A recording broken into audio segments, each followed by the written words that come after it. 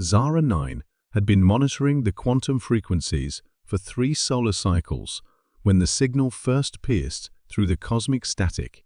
It came from the third planet of a yellow dwarf star, approximately 4.7 billion rotations, older world, the inhabitants called Earth. The message was primitive, yet unmistakable. 3 short pulses, 3 long, 3 short again. SOS. The universal distress call that had echoed across the galaxy for millennia, transcending species and civilizations. "They're asking for help," Zara 9 transmitted to the Council of Whispers, her crystalline form resonating with urgency. The other members of her species materialized around her, beings of pure energy, who had long ago abandoned physical form to become one with the cosmos itself. The eldest, whose consciousness had witnessed the birth and death of 1,000 stars, pulsed with ancient wisdom. "We have observed this species for eons. They are volatile. Their wars, their destruction of their own habitat, their endless conflicts. But they're dying," Zara 9 insisted, her light flickering with emotion. "Their planet burns from their own actions. Their skies poison themselves. If we don't intervene, an entire civilization will perish." The debate that followed stretched across dimensions, touching minds that existed in the spaces between atoms. Some argued for non-interference, the prime directive that had governed their species since the dawn of sentience. Others, like Zara 9, believed that consciousness, regardless of its flaws, deserved preservation. Finally, the elders spoke. "We will answer their call, but not as saviors, as relocators.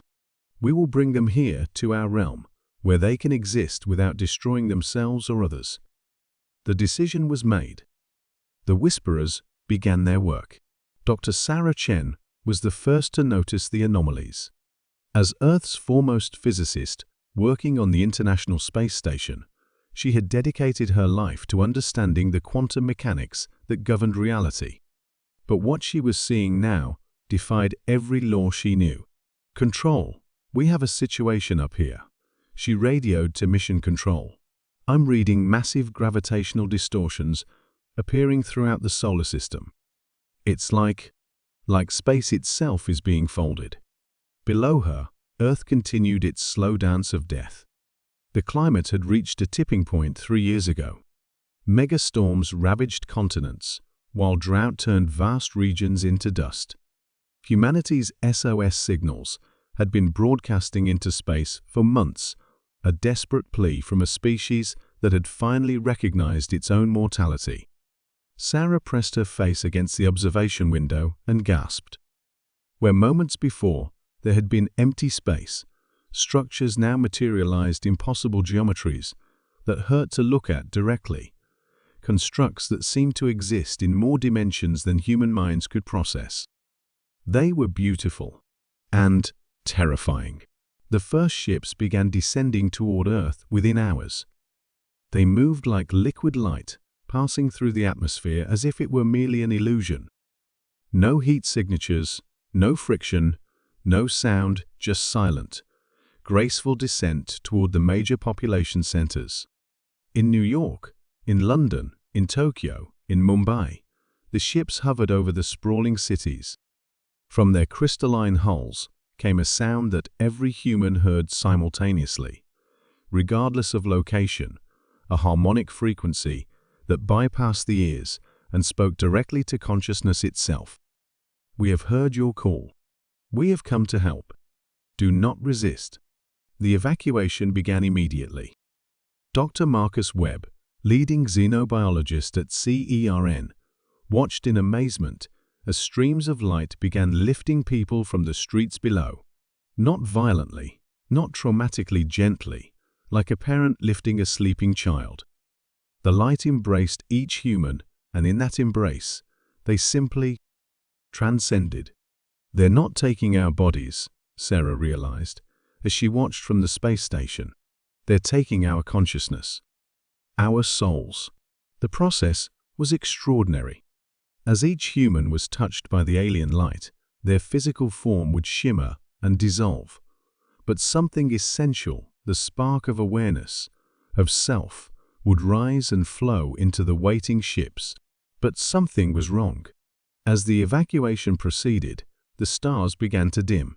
Not gradually, but suddenly, as if a cosmic switch had been thrown. One by one, the lights in the sky winked out, leaving only an expanding sphere of darkness that grew with each passing hour. Dr. Chen's instruments went haywire. Control, I'm reading massive energy absorption across all spectrums. It's like something is feeding. The truth became clear too late. The Whisperers had indeed come to save humanity, but they had not understood the fundamental nature of human consciousness. Where their own awareness existed in harmony with the quantum foam of reality, human consciousness burned like a flame-bright, chaotic, destructive, and utterly incompatible with the delicate balance of the universe. As billions of human minds were integrated into the cosmic network, their passionate, violent, desperate thoughts began to tear at the fabric of space-time itself. Their fears, their anger, their unrelenting will to survive spread like a virus through the quantum realm. The stars didn't just dim, they screamed. Zara 9 felt the first star die as a physical blow. Her people had existed for millions of years as caretakers of cosmic harmony, but humanity's consciousness was antithetical to that harmony. It was chaos given form, entropy made aware. Stop the process. She transmitted, but it was too late. The chain reaction had begun. Each absorbed human mind created a feedback loop of destruction, their combined psychic energy unraveling the quantum threads that held galaxies together. Stars collapsed, not under gravity, but under the weight of human existential dread made manifest in the cosmic fabric. From the space station, Sarah watched in horror as Earth itself began to change. Without human presence, the planet should have started to heal. Instead, it erupted. Volcanoes that had been dormant for millennia suddenly burst to life. Oceans boiled. The atmosphere ignited. The alien ships tried to contain the damage, but it was too late. Humanity's essence, their very nature as a species, was antithetical to the ordered universe the Whisperers had tried to preserve. In saving humans, they had doomed everything else. As Earth burst into flames behind her and the last stars in the sky flickered out, Sarah Chen realized the terrible irony. Humanity's SOS had been answered. They had been saved.